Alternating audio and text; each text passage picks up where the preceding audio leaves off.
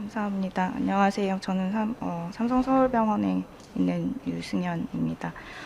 제가 오늘 말씀드릴 거는 저희 병원에서 시행하고 있는 아웃사이드월 소아 진정에 대해서 간단하게 말씀드릴 거고요. 지금 앞에 두 병원에 비해서는 저희 병원 같은 경우는 앞에 두 병원에 비해서는 상당히 심플하게 저희는 돌아가고 있어서 준비한 내용도 훨씬 간단합니다. 실질적인 부분에 대해서 짧게 소개를 드리도록 하겠습니다. 다음과 같은 순서로 말씀을 드릴 거고요. 저희는 일단 마취과에서 소아 진정하고 있는 센터가 두 군데입니다. MRI실이랑 양성자 치료실 두 군데에서 시행을 하고 있고요. 먼저 MRI실 먼저 보여드리면 이 왼쪽 사진이 실제로 그 소아가 검사를 받는 MRI실 전경이 되고 안에 MRI 컴파티블한 모니터와 인퓨전 펌프 이런 것들이 구비가 되어 있습니다. 저희는 일단 뭐 양방을 하거나 지금 그럴 상황은 현실적으로 좀 불가능해서 한 방만 운영을 하고 있고요. 그 바로 문 밖인데 언제든지 그 들어갈 수 있게 MRI 컴파티블한 벤틸레이터가 스탠바이를 하고 있습니다. 그리고 이거는 이제 조정실이 이쪽에 있는데 이 창을 통해서 이제 혹시 아이가 움직이거나 아니면 뭐 약이 들어가는데 문제가 있거나 이런 것들을 바로 볼 수 있게 돼 있고, 그리고 요거는 이제 MRI실 그 기사분들이 모니터하는 자리고, 그리고 저희 자리는 지금 여기 사진에 나와 있지는 않은데 따로 있어서 원격으로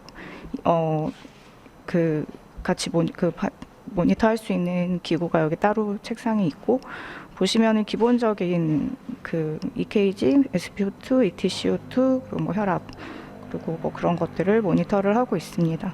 저희는 일단 마스크를 뭐 네잘 캐뉼라나 아니면은 페이셜 마스크를 주로 쓰고 있는데 ETCO2 사이드 스트림으로 다 장착된 거를 기본으로 쓰고 있고요.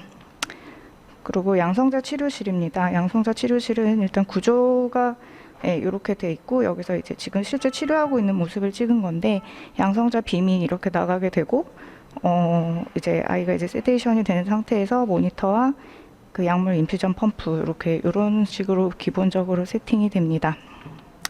그리고 양성자 치료실 같은 경우는 조정실이 창문이 따로 있거나 그러지 않고 이제 밖으로 돌아 나와서 이제 별개의 방에 있기 때문에 저희가 CCTV로 아이의 움직임이나 아니면 약물이 들어가고 있는 상태, 그리고 기본적인 바이탈을 따로 감시를 하고 있습니다. 그리고 저희도 각 센터별로 회복실을 하나씩 따로 운영을 하고 있는데, 베드가 MRI실 같은 경우는 일단 2개밖에 되지가 않고요.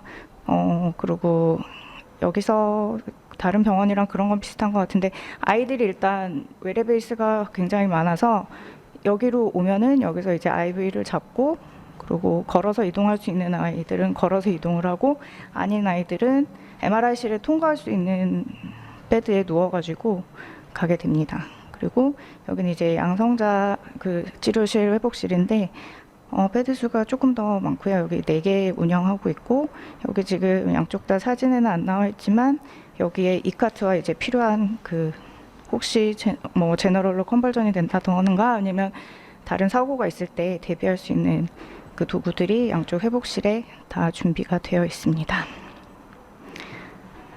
그래서 이제 센터별 현황을 간단하게 소개를 드릴 건데요. MRI실은 아까 말씀드린 것처럼 한방 운영하고 있고 하루에 맥시멈 7건 정도 소화를 할 수가 있습니다. 그래서 제대로 한 거는 2013년부터 본격적으로 운영을 한 걸로 제가 알고 있고요. 그래서 현재 지금 올해 9월까지 집계가 여기는 900건 정도 되는데 한 해 1,300건 정도 꾸준히 증가를 하고 있고, 그리고 저희도 지금 맥시멈 그러니까 뭐 양방을 하게 해준다든지 이제 그런 여러 가지 문제가 해결되지 않는 이상은 지금 맥시멈 거의 캐파까지 온 걸로 생각이 됩니다. 2015년은 저희 병원 이제 메르스로 조금 어려웠던 시기여서 잠깐 줄었었고요.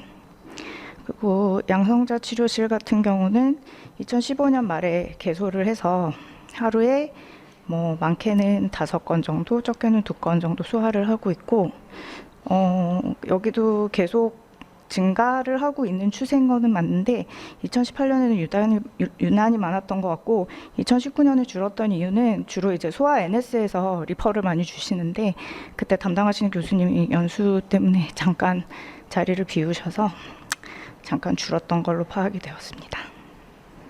그리고 저희 인력 배치는 일단 그 센터별로 전문의가 1인을 일단 상주를 하고 있고, 이 전문의는 임상 교수 이상 전문의로 편성을 하고 있습니다.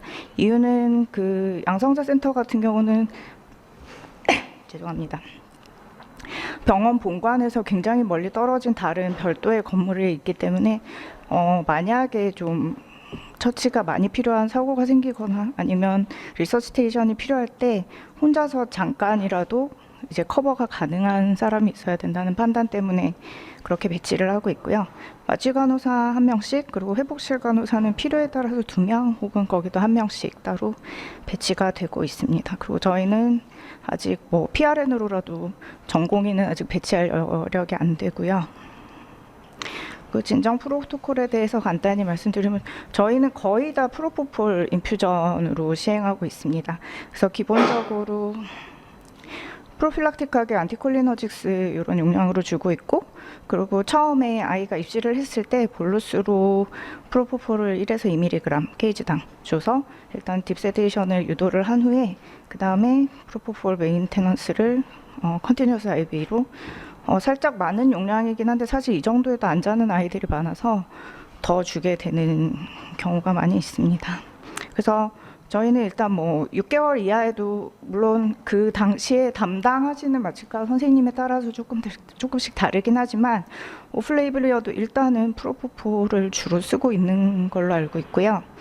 그게 싫으면은 이제 미다졸람을 쓴다든지 뭐 그렇게 하시는 분도 있는 걸로 알고 있습니다. 그리고 저희 병원 같은 경우에 MPS 환아들이 좀 많아서요. 그런 경우에는 이제 에어웨이 옵스트럭션이나 유지가 힘든 경우가 많아서 덱스메데토미딘을 그런 경우에만 쓰게 되는데, 이거를 다른 환아에도 많이 써도 좋지만 이게 그 다들 아시겠지만 그 처음에 로딩 도즈 들어가는 시간이 10분인데 그냥 사실 그냥 객관적으로 보면 10분이 별건가 하지만 그게 또 굉장히 턴오버 이런 거에 프레셔가 있어서 이거는 정말 필요할 때만 그 전날 미리 얘기를 하고 몇 번째 아이는 그러니까 좀 시간이 걸릴 거다 미리 다 얘기를 한 상태에서 쓰게 되고요. 그래서 거의 특별한 경우 아니고는 쓰지 않고 있습니다. 그래서 용량은 뭐 다들 아시는 만큼 그렇게 로딩 도즈 주고, 그리고 메인테넌스도 아워당 케이지당 1마이크로 정도로 유지를 하고요. 그걸로 부족할 때는 미다졸람으로 서플리멘탈 도즈를 쓰게 됩니다. 그리고 그 외 에어웨이랑 이런 거 저희는 정말 간단하게 이루어지고 있어서 그냥 이걸로 이제 마지막에 그냥 한꺼번에 정리를 했는데, 아이들이 일단 회복실로 방문을 하기 때문에 병동에 있으면 그 전날 미리 오더를 주던지, 병동이 아니라 외래로 오는 아이들 같은 경우는 미리 필요에 따라 회복실에서 전처치를 하게 됩니다. 필요하면 뭐 이네일러를 쓰기도 하고 뭐 IV 약물을 쓰기도 하고 해서 필요에 따라 전처치를 하고 에어웨이 인터벤션 같은 경우는 저희 해보면은 그러니까 다른 선생님들한테도 여쭤봤을 때도 그렇다고는 하는데 보통은 LMA까지 가는 경우 거의 없고요. 오럴이랑 네이잘 에어웨이 정도로 에어웨이 옵스트럭션이 해결되는 경우가 많아서 그렇게 하고, 근데 그걸로 이제 안 돼, 그러니까 뭐 말포메이션이 심하거나 아니면 이상하게 이제 약물의 반응을 좀 민감하게 하는 아이들 같은 경우는 LMA나 인투베이션까지 하는 경우가 있습니다. 그래서 보통은 회복실로 다시 퇴실을 하고, 중환자실에 있던 아이는 회복실 거치지 않고 바로 중환자실로 주치 같이 함께 해서 이송하는 걸로 되어 있습니다. 제가 준비한 건 여기까지고 경청해 주셔서 감사합니다.